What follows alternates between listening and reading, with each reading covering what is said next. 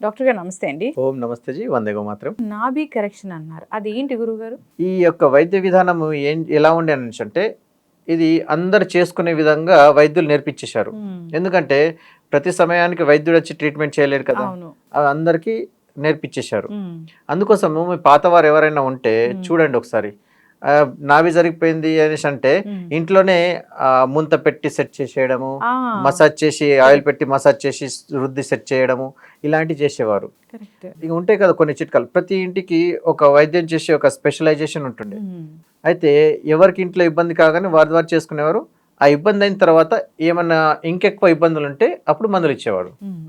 అయితే ఇక్కడ నాభి స్థానం గురించి మనం మాట్లాడుతున్నది ఏంటి అంటే శరీరం యొక్క సమస్థితి. అసలు నాభి అంటే ఏంటిది? తల్లి కడుపులో మనం ఎప్పుడైతే పుడుతున్నామో ఒక ద్రవ బంధుగా పోయేసి అండము మరియు శుక్రకర్మం సంయోగం చెందుతుందో అప్పుడు ఏమవుతుంది అనేసి అంటే భ్రూణం ఏర్పడుతుంది. దాని నుంచి ఒక మాయ, ఆ మాయతో మళ్ళీ దాని నుంచి మళ్ళీ ఇంకోటి అంబెలికల్ కార్డ్ కనెక్టింగ్ ఉంటుంది. అప్పుడేమవుతుంది, మీకు ఇక్కడ భ్రూణం అనేది పెరగడం స్టార్ట్ అవుతుంది. అయితే తల్లి కడుపులో ఉన్నప్పుడు స్పెషల్గా చేత్తో తినలేడు కదా పిల్లోడు. అమ్మ యొక్క ఆ యొక్క అంబెలికల్ కార్డ్ ద్వారానే, అంటే తల్లి పేగు ద్వారానే కడుపు నుంచే శ్వాస తీసుకున్నాడు, రక్త సంచారమైంది, శరీరం పెద్దగా అవుతూ ఉంది. చూడండి, మీరు తిన్న ప్రతి ఆహారము పిల్లోడు కడుపులోకి వెళ్తూ ఉన్నది. ఈవెను వాడికి బుద్ధి కూడా లేనప్పుడు మీ యొక్క ఆలోచన మీ బుద్ధి ద్వారానే వాడు మెసులుకుంటున్నాడు లోపల. ఇంకోటి అన్నిటికంటే గ్రహించాల్సిన విషయం ఏంటంటే ఈ 9 నెలల్లో ఆ 9 నెలల్లో మీకు ఏ నేచర్ ఉంటుందో పిల్లోడు ఆ నేచర్తోనే పుడతాడు. ఇది మీరు అందరూ గుర్తుంచుకోవాలి, ప్రేక్షకులకు కూడా చెప్పవలసిన విషయం అన్నట్టు. ఇది ఎందుకంటున్నాను అంటే ముందు కాలంలో చెప్పారు, మీరు ఆ టైం లోపల హ్యాపీగా ఉండాలి, మళ్ళీ గుళ్ళు గోపురాలు తిరగాలి, మంచి బుక్స్ చదవాలి, ఏడవద్దు, డిప్రెషన్కి వెళ్ళొద్దు, ఇవన్నీ చెప్పాలి. కానీ ఇప్పుడున్న పరిస్థితులు ఎలా ఉన్నాయి? డబ్బుల వెనకాల పరిగెడుతున్నాము, డిప్రెషన్ ఎక్కువైపోయింది, తర్వాత మానసిక ప్రశాంతత లేకుండా అయిపోయింది.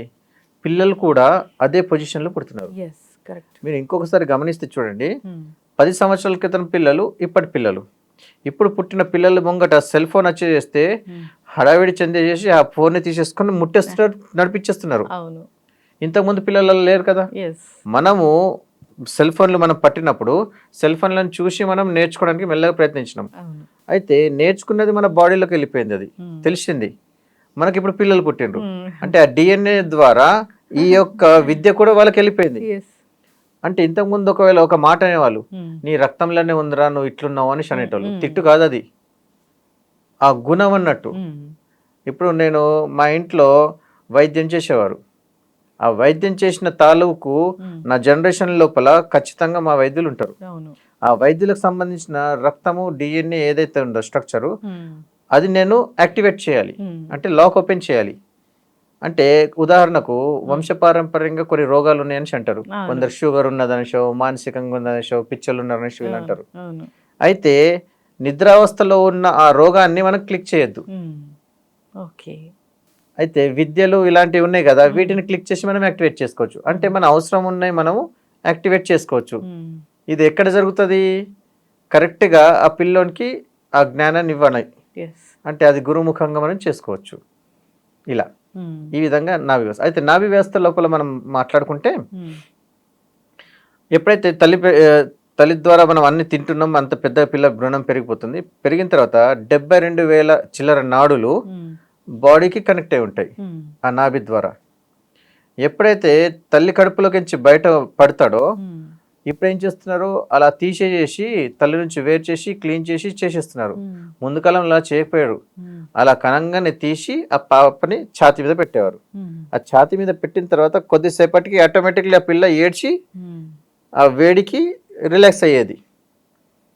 దీనివల్ల ఏమవుతుంది అనేసి అంటే తల్లికి పిల్లకి మధ్యలో కనెక్షన్ పెరిగిపోయేసి తర్వాత ఆ వేడికి ఆమె వామ్ అయ్యేది అన్నట్టు. ఆ అంబెలికల్ కార్డ్లో కూడా మిగిలిపోయింది కూడా దానికి శరీరానికి బలాన్ని ఇచ్చేది. ఇప్పుడు అలా చేస్తలేరు. ఇప్పుడు ఏమవుతుందంటే అలా చేసిన తర్వాత మినిమం 3 to 4 hours అలానే పిల్లల్ని వచ్చేస్తాడు ఛాతి మీదనే అమ్మకు. దానివల్ల అమ్మ లోపల ఉన్న వేడి దానికి తలిగి వాళ్ళ ఇద్దరి మధ్యలో కనెక్షన్ ఉండేది. ఇప్పుడు అలా లేదు ఇప్పుడు పరిస్థితి. ఇప్పుడు ఏం చేస్తున్నారు, ఈ శల్య చికిత్స చేసేసి ఇమీడియట్లీ పోయి క్లీన్ చేయడము, అప్పుడే చిల్డ్రన్ స్పెషలిస్ట్ రావడము, క్లీన్ చేయడము, కొట్టిచ్చేసేసి ఏడిపించేసి అంటే ఏడిస్తే ఊపిరి పీల్చినట్టు లెక్క, అంటే లోపల ఉన్నది మొత్తం క్లీన్ చేయడము, ఇవన్నీ చేసేసి ఖచ్చితంగా గ్లాసులో పెట్టమని చెప్పేస్తున్నారు. ఈ పరిస్థితి ఎందుకు వచ్చింది అనుకుంటున్నారు, బాడీ లోపల ఇమ్మీడియట్ తగ్గిపోవడమే. నువ్వు ఇంకోటి, పిల్లోడు పుట్టిన తర్వాత ఇమ్మీడియట్లీ తల్లి ఛాతి మీద పండబెట్టేసేయాలి. నువ్వు అలా పండబెట్టేసేస్తే వాళ్ళిద్దరి మధ్యలో అటాచ్మెంట్ ఏర్పడిపోయేసి వాడి యొక్క గుండె కొట్టుకోవడము, వాడి ఆలోచనలు ఇమీడియట్లీ వాడితో కనెక్ట్ అయిపోతాయి. కొన్ని విషయాలు ఎలా ఉంటాయి అనేసి అంటే సైన్స్కి అందని పరిధిలో ఉంటాయి. ఇంతకుముందు అలా చేయడం వల్ల పిల్లోడు ఎవరన్నా చనిపోయింది చూశారా మీరు? చనిపోయిన పిల్లలు కూడా లేచిండ్రు ఛాతి మీద పండబెడితే. ఎందుకు? అమ్మ యొక్క గుండె యొక్క కనెక్షన్. ఎప్పుడైతే గుండె కొట్టుకుంటుందో ఆ గుండె కొట్టుకోవడము, కిందున్న గురుత్వాకర్షణ బలము వీటితో బ్యాలెన్స్ చేసుకుంటుంది. ఇప్పుడు నేను ఇదంతా ఎందుకు చెప్తున్నాను అనుకుంటున్నారు, భూమి యొక్క గురుత్వాకర్షణ బలము శరీరం యొక్క గురుత్వాకర్షణ బలంతో సమమైనప్పుడు శరీరం లోపల రోగాలు రావు.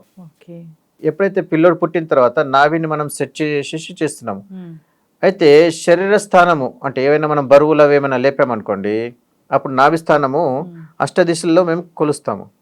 పైకి వెళ్ళిపోయింది అనుకోండి, డైజెషన్లో ప్రాబ్లం వస్తుంది, మోషన్ క్లియర్ రాదు, మోషన్ ఆగిపోతుంది, వాళ్ళకు ఎనిమియా ప్రాబ్లం వచ్చేసేస్తుంది, కడుపులో నొప్పి విపరీతంగా ఉంటుంది, తిన్న తిండి అరగదు, రుచించదు, తినబుద్ధి కాదు. ఇది పైకి జరిగిపోయినప్పుడు. కిందికి జరిగిపోయినప్పుడు కడుపు అంతా యాసిడిక్ అయిపోతుంది, విపరీతమైన మోషన్స్ వస్తుంది, దొడ్డికి కూర్చుంటే దొడ్డికి వచ్చినట్టుగా ఫీలింగ్ ఉంటుంది. తర్వాత ఆ ఫీలింగ్ లోపలనే ఎలా ఉంటుంది అనేసి అంటే ఇప్పుడు వచ్చింది మళ్ళీ లేవగానే మళ్ళీ వచ్చినట్టు ఫీలింగ్ ఉంటుంది. ఇలా విపరీతమైనటువంటి మోషన్ ప్రాబ్లం ఎదుర్కొంటారు.